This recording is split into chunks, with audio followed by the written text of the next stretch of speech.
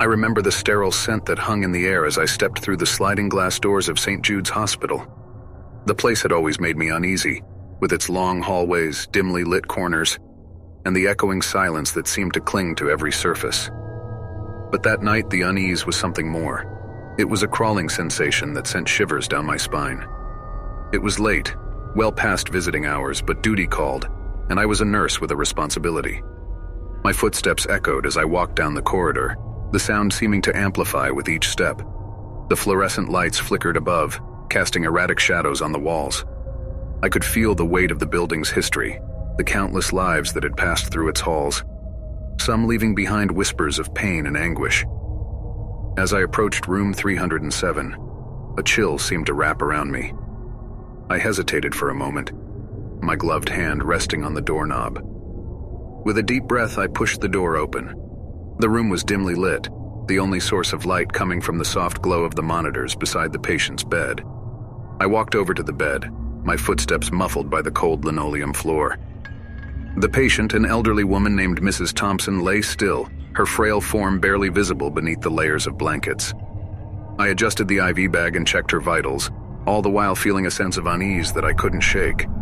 Just as I was about to leave the room, a faint whisper reached my ears. I froze, my heart pounding in my chest. It was a voice, soft and barely audible, as if carried on a whisper of wind. "Help me." I turned toward Mrs. Thompson, my eyes widening in alarm. Her eyes were closed, her lips unmoving, and yet the voice had seemed to come from her direction. My rational mind told me it was just exhaustion playing tricks on me, but a deep-rooted fear gnawed at my insides. I left the room in a hurry, my pulse racing. I needed a moment to collect myself, to convince myself that I hadn't heard what I thought I did. I stepped into the break room, the fluorescent lights buzzing above. I poured myself a cup of lukewarm coffee, the bitter taste doing little to calm my nerves. As I sat alone in that sterile room, I couldn't shake the feeling that something was terribly wrong. It was as if the hospital itself held a secret, one that it was unwilling to reveal. I glanced at the clock on the wall. It was well past midnight, and I still had several more hours to go before my shift was over.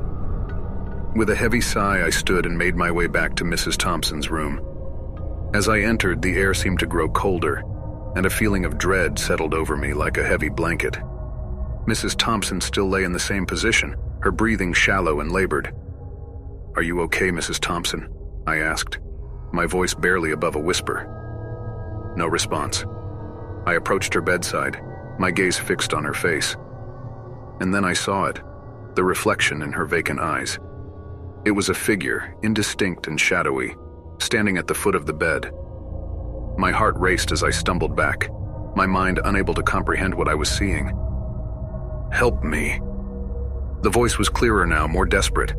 It seemed to come from all around me, filling the room with an otherworldly presence. I backed away, my pulse pounding in my ears. The figure at the foot of the bed seemed to stretch, its form elongating as it reached out toward me. I turned and fled from the room, the whispering voice echoing in my mind. Panic gripped me as I sprinted down the hallway, the lights flickering above. I didn't stop until I had reached the entrance of the hospital, the cool night air hitting me like a wave of relief. I never returned to St. Jude's Hospital after that night. I resigned from my position and tried my best to put the experience behind me. But the whispers, the chilling presence, they never truly left me. I've spent years trying to rationalize what happened, to convince myself that it was all a product of stress and exhaustion.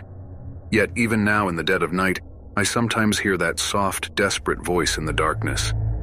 It's a voice that chills me to the bone, a reminder that some secrets are best left undisturbed, and that the walls of a hospital can hold more than just the living. They can hold the echoes of the past and the whispers of the unknown.